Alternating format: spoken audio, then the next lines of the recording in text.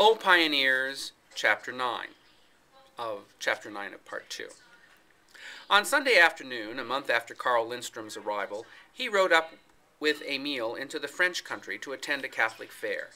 He sat for most of the afternoon in the basement of the church where the fair was held, talking to Marie Shabata, or strolled about the gravel terrace thrown up on the hillside in front of the basement doors, where the French boys were jumping and wrestling and throwing the discus. Some of the boys were in their white baseball suits. They had just come up from a Sunday practice game down in the ball grounds. Mayday, the newly married, Emile's best friend, was their pitcher, renowned among the country towns for his dash and skill. Mayday was a little fellow, a year younger than Emile, and much more boyish in appearance, very lithe and active and neatly made, with a clear brown and white skin and flashing white teeth. The St. Agnes boys were to play the Hastings Nine in a fortnight, and Amaday's lightning balls were the hope of his team. The little Frenchman seemed to get every ounce there was in him behind the ball as it left his hand.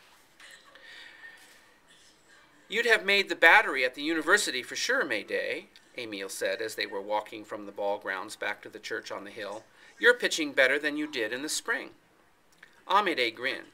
"Sure, a married man don't lose his head no more." He slapped Emile on the back as he caught step with him. "Oh, Emile, you want to get married right off quick. It's the greatest thing ever." Emile laughed. "How am I going to get married without any girl?" Amadé took his arm. "Who? There are plenty of girls will have you. You want to get some nice French girl now. She treat you well. Always be jolly. See?" He began checking off on his fingers. "There's Séverine and Alphonsine and Josephine and Hectorine and Louise and Malvina. Why, I could love any of them girls. Why don't you get after them? Are you stuck up, Emile, or is anything the matter with you? I never did know a boy 22 years old before that didn't have no girl. You want to be a priest, maybe?" "Not for me," Emile swaggered. "I bring many good Catholics into this world, I hope, and that's the way I help the church." Emile looked down and patted him on the shoulder. "Now you're windy, Mayday. You Frenchies like to brag." But Amédée had the zeal of the newly married, and he was not to be lightly shaken off. "Honest and true, Emile, don't you want any girl? Maybe there's some young lady in Lincoln now, very grand." Amédée waved his hand languidly before his face to denote the fan of heartless beauty. "And you lost your heart up there, is that it?" "Maybe," said Emile. But Amédée saw no appropriate glow in his friend's face. "Bah!" he exclaimed in disgust. "I tell all the French girls to keep away from you. You got a rock in there," thumping Emile on the ribs. When they reached the terrace at the side of the church, Amédée, who was excited by his success on the ball grounds, challenged Emile to a jumping match, though he knew he would be beaten. They belted themselves up, and Raoul Marcel, the choir tenor, and Father Duquesne's pet, and Jean Bordelot held the string over which they vaulted. All the French boys stood round, cheering and humping themselves up when Emile or Amédée went over the wire as if they were helping in the lift.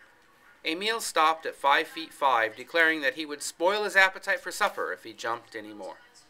Angelique, Amédée's pretty bride, as blonde and fair as her name, who had come out to watch the match, tossed her head at Emile and said, "Mayday could jump much higher than you if he were as tall. And anyhow, he is much more graceful. He goes over like a bird, and you have to hump yourself all up." "Oh, I do I?" Emile caught her and kissed her saucy mouth squarely, while she laughed and struggled and called, "Mayday, Mayday." "There, you see, your Mayday isn't even big enough to get you away from me. I could run away with you right now, and he could only sit down and cry about it. I'll show you whether I have to hump myself."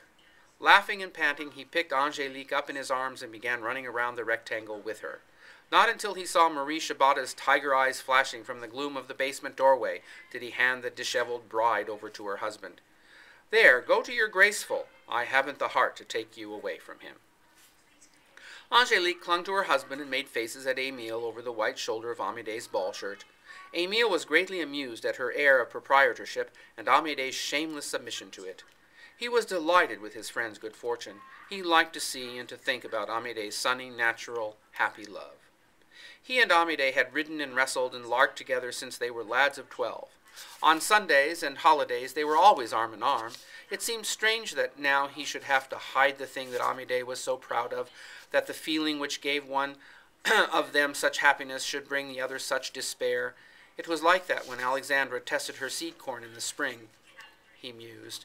From 2 ears that had grown side by side, the grains of one shot up joyfully into the light, projecting themselves into the future, and the grains from the other lay still in the earth and rotted, and nobody knew why.